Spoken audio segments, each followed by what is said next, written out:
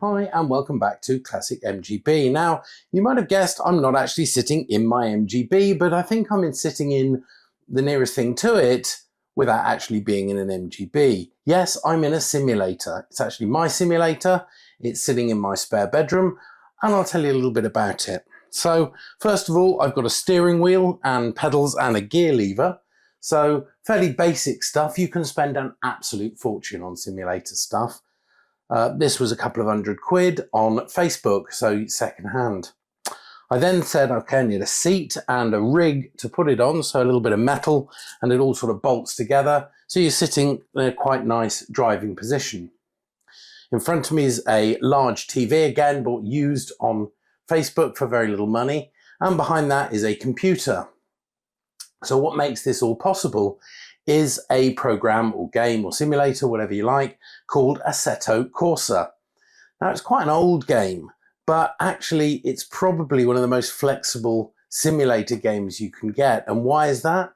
Because it is moddable. Now, what that means is the community can edit it, can make changes, add cars, add tracks, and do lots of things. So in the 8 years that the thing's been out, a lot of that stuff has happened. So whilst on most simulators you wouldn't get an MGB, you can in this one. So let's take a look at it.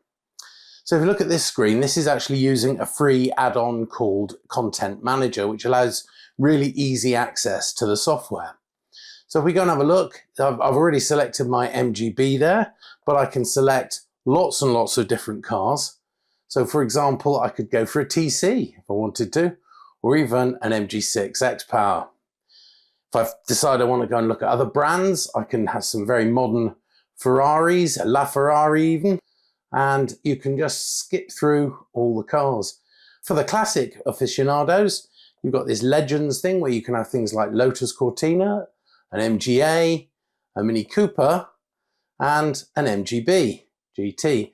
This one is a little bit too sporty. It's not like my road-going car, so I had another look, and I found this one, which is much closer to mine, this BGT. It is 65, mine's a 73, so it's not exactly the same, but it's green and it's got mini light wheels, so it's not a million miles away. In terms of the performance is pretty close. It says it's got 97 brake horsepower and various sort of details and specs there. So I can select that car. So then I have to decide where I want to drive it. Well, I've currently selected Silverstone, but just by clicking here, I can change the track. So for example, if I wanted to drive the Nordschleife, I could do that, or Monza, or Monaco, some great tracks here, or any other track. Spa is a good one. I enjoy Spa. Thruxton's good. And the big difference with this is, so while it would be great to drive a Ferrari Formula One car through Monaco, I'm never going to do that. But if I was to choose Silverstone and an MGB GT, I might just do it. And in fact, that's what I'm doing in about a week, so I thought I'd better get some practice in.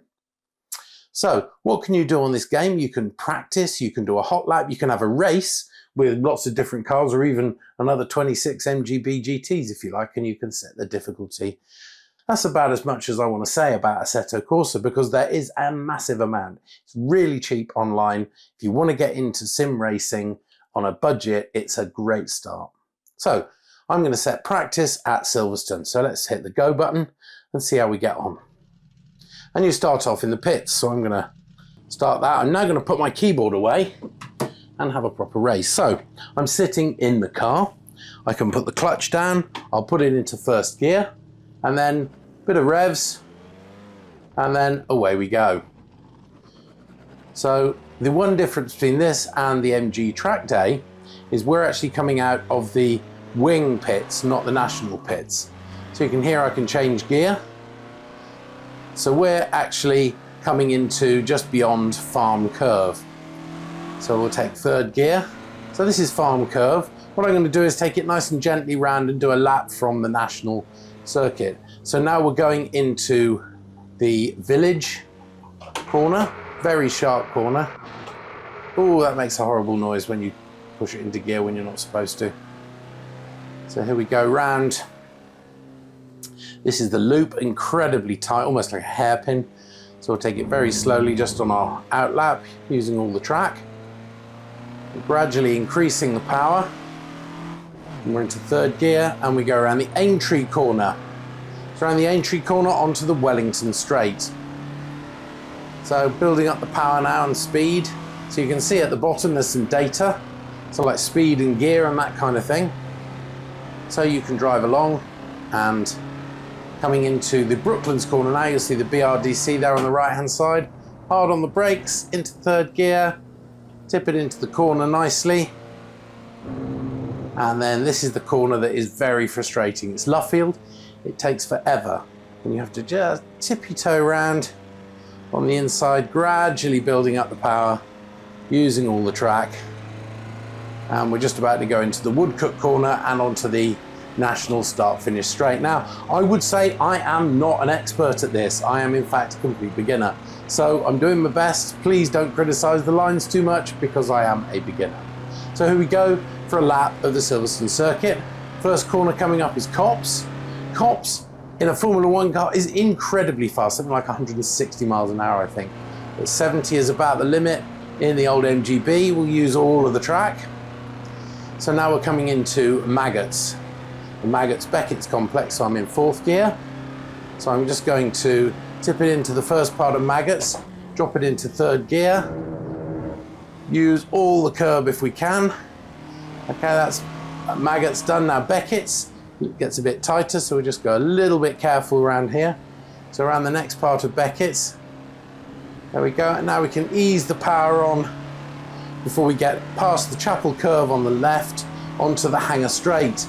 Really famous straight this.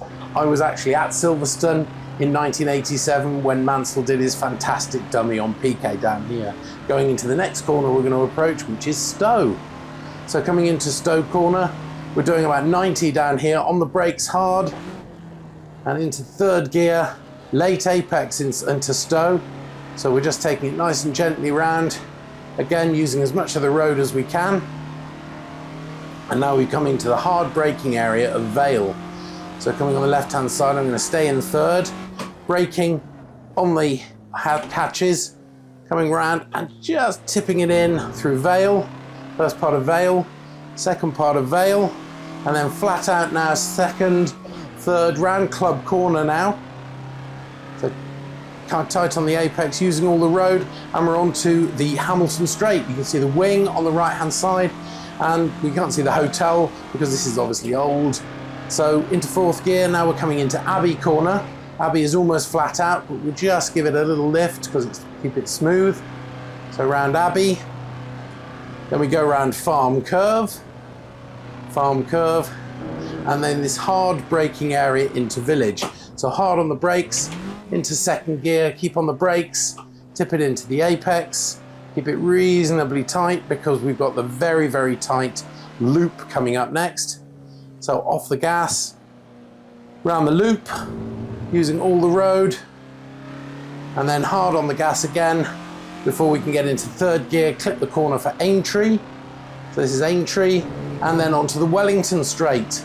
We call it the Wellington straight because Wellington bombers used to use this as the main runway, I think, in the Second World War. They were certainly stationed here. So here we go, come into Brooklands for another time. BRDC on the right, as I said, on the brakes, into third gear, gently hold it out and tip it into the corner. So coming nice and smoothly into the corner, and this horrible tippy toe around Luffield.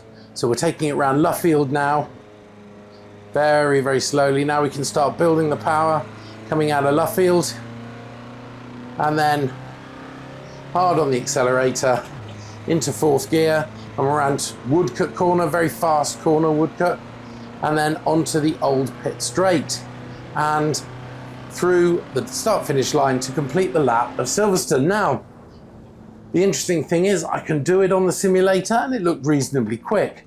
Not in Formula One terms, I agree, but hopefully reasonably quick in the MGB. I guess the only thing left to do is to get up to Silverstone and see how I can do it in real life. National pit straight, I'm flat out into Copse, little bit of a break into Copse, round, hit the apex nicely, and then out using all the road. So then down towards Maggots and Beckett's. So Maggots, first part of Maggots, clip the curb, third gear on the brakes, hit the apex. That's Maggots done. Now Beckett's. So around Beckett's, keep it nice and tight here. This is the tightest part of Beckett's, on the brakes in third gear.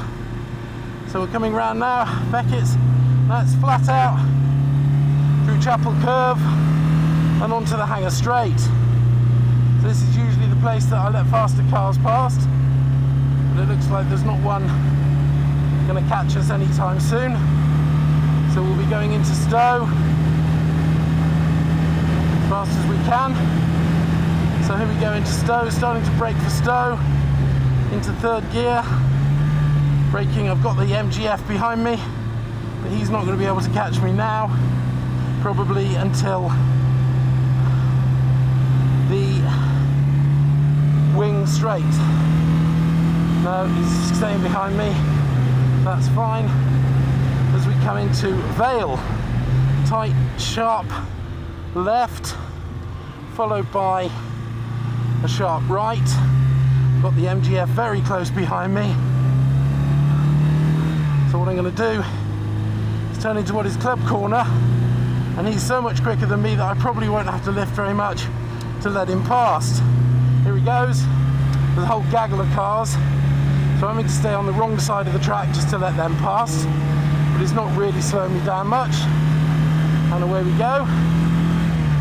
So now braking for Abbey. We've got some cars in front of us, one of who's on offline, so we're just easing around Abbey into third gear.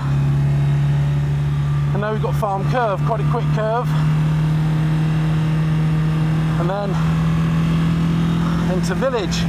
Village is a very tight little complex, so hard on the brakes, into second, hit the apex. This is the slowest, most awkward corner on Silverstone, the loop, so give us maximum turn in later, and around we go, and then start accelerating out of the loop into third gear, and then through the Aintree corner onto the Wellington Straight.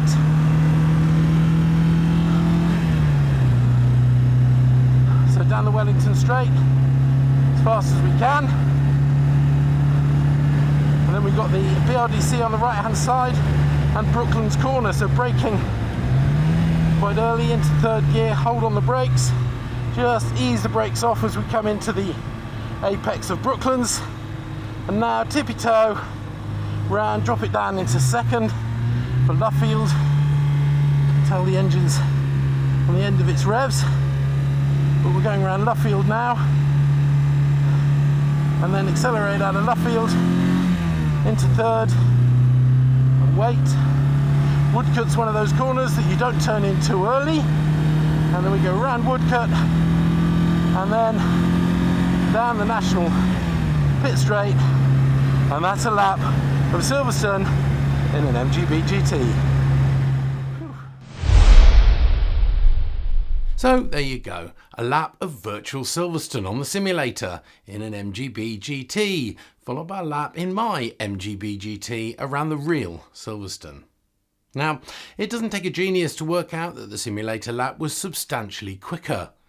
There were a couple of reasons for this. The real circuit was damp, but the main reason was that I didn't want to overstress my 50-year-old car. Anyhow, let's take a look at a few key moments. Over the start line, already we're nearly 10 miles an hour faster, and moving on to the first corner, Copse, it's clear to see that I have a lot more confidence on the simulator, hitting the apex at 69 miles an hour compared to just 53 on the real lap. Through Maggots, Beckett's and Chapel Curve, the simulator lap pulls further ahead, so by the time the real car is on the Hanger Straight, the sim car is already under the bridge. Interestingly though, that by the end of the Hanger Straight, the speed of both cars is very close, just before braking at the Stowe corner. Onto Stowe, and once again the sim car's apex speed at 61 miles an hour is significantly higher than the real car at 49 miles an hour. This speed's carried all the way down towards Vale, with the highest speed before braking around 10 mph higher for the sim. The sim car's much better exit from the Vale and into Club Corner meant the speed going down the Hamilton Straight was much quicker at 76 miles an hour compared to just 57 miles an hour on the real car. That said, we had to slow a little to allow faster cars past. This improved speed and significantly more confidence on my part saw a huge difference in apex speed at Abbey, 75 miles an hour on the sim versus just 50 miles an hour in real life. Things level out a bit on the very slow loop hairpin with the apex speed much the same, but by the time we get to Aintree the sim car is again much faster. That speed's carried all the way down the Wellington Straight, and my increased confidence on the simulator leads to a much later braking point for the Brooklands corner. Even tiptoeing around the slow, seemingly never-ending Luffield corner is slower in real life. That said, this could be explained by the slightly wet and therefore slippery track, as several other cars had a spin here. As we finish the lap on the National Pit Straight, the speed is very similar, yet the final lap times clearly show the simulator to be quicker by nearly 30 seconds. For comparison, a pole lap in an F1 car is somewhere around 1 minute 20 seconds. So, what have I learned? Does time on a simulator really improve your real-world lap time? Well, I think so. To be able to practice around an accurate representation of Silverstone in a car with similar performance certainly helps you learn the circuit and make all the mistakes in the virtual world rather than the real one. The other thing, of course, about the simulator is it does allow you to fulfill some fantasies. After all, who can drive around Monaco in their MGB-GT in real life?